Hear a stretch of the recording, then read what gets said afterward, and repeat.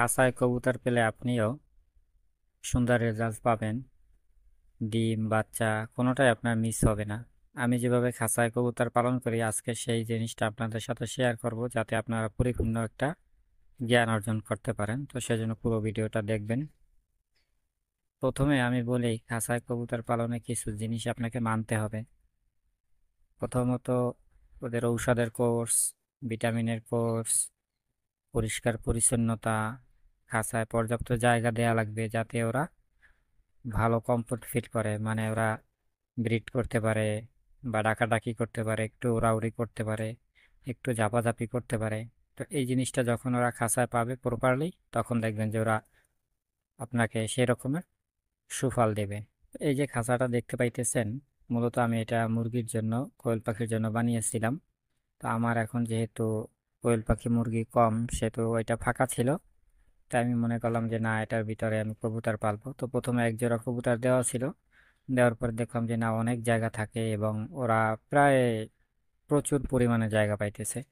পরে আমি এই যে দেখতে পাইতেছেন আপনি, এক জোড়া কবুতর আর বাচ্চা, তো মাঝখান থেকে নেট দিয়ে আমি পার্টিশন দিয়ে দিছি। এই খাঁচাটা লম্বা হলো গিয়ে আপনার 40 ইঞ্চি আর আড়াই হলো 2.5 ফিট। তো সেটাকে আমি 20 ইঞ্চির জায়গাটায় আমি নেট দিয়ে দিছি। নেট দেওয়ার কারণে এই পাশে এক জোড়া কবুতর আছে, আর ওই পাশে ওই যে যে আপনার হলো সাদা ব্যাগ আছে, ওই ব্যাগ দিয়ে আমি আবার একটু ইয়া করে দিছি। তা না হলে আপনার ওই যে ডিম বাচ্চা করলে ওরা ডাকাডাকি করলে একটু ডিস্টার্ব হয়। তো সেই জন্য সামনের অংশ আমি ফাঁকা রাখছি, আর ওই পাশের অংশে একটা কার্টন দিয়ে দিছি, উপরে একটা টালি দিয়ে দিছি হাঁড়ি, সেটার মধ্যে ওরা সুন্দর ডিম বাচ্চা করতেছে। তো এই যে দেখতে পাইতেছেন, ওই যে পিছনে অনেক জায়গা পাইছে, ওরা সামনেও অনেক জায়গা পাইছে। এখানে সুবিধা হইবে আপনার, ওরা একটু উড়াউড়ি করতে পারবে, একটু দেখবেন যে গোসল করানোর পরে পাক লাড়া দিতে পারবে, বা মোটামুটি ভালো জায়গা পাওয়ার কারণে ডিম বাচ্চা ওরা সঠিক করবে। যখন আপনি চাপাচাপি জায়গা দিবেন তখন কিন্তু ডিম সমস্যা হয়, একটা ফুটে একটা ফুটে না, বা অনেক সময় ওরা ব্রিড করতে পারে না।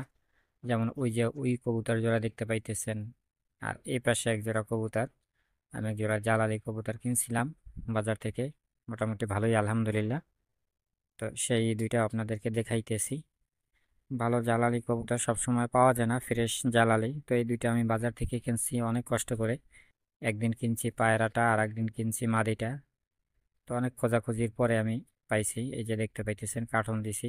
ওরা কার্টনের ভিতরে ডিম পারে নাই, যেহেতু জালালি কবুতর তো একটু চালাক। তারপরে আমি এই যে প্লাস্টিকের হাড়ি দিছি, সেটাই ওরা বসে না। পরে যখন আমি মাটির হাড়ি দিছি তখন ওরা দেখলাম যে ডিম পাড়ার জন্য প্রস্তুতি নিছে এবং ডিম পারছে। যেটা উমে বসে আছে এটা হলো নর, আর যেটা এই যে পাশে বসে আছে ঝাপটি মেরে, এটা হলো মাদি।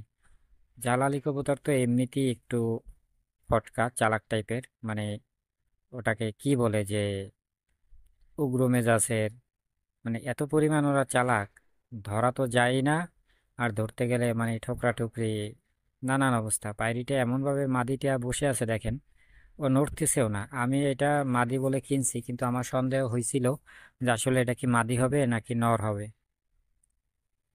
তো পরে দেখলাম যে না, মাদি হয়েছে, জোর নিছে। তো জোড়া নিছে নরটা। 1 সপ্তাহ আমার বাসা ডাকিই নেই, আমি বুঝতেই পারি না যে আসলে এটা নর না মাদি। পরে দেখলাম যে না, এক খোপে যখন থাকে তখন এটা অবশ্যই জোড়া নিছে। তো মাশাল্লাহ, পরে ডিমও পারছে। তো আপনারা যদি এইভাবে সিস্টেম করতে পারেন, আপনি লোয়ার খাঁচার ভিতরেও আপনি পালতে পারবেন, সেভাবেও আপনি কবুতর পেলে লাভবান হতে পারবেন। তো সবাই আজ এ পর্যন্তই, সবাই ভালো থাকবেন। আসসালামু আলাইকুম।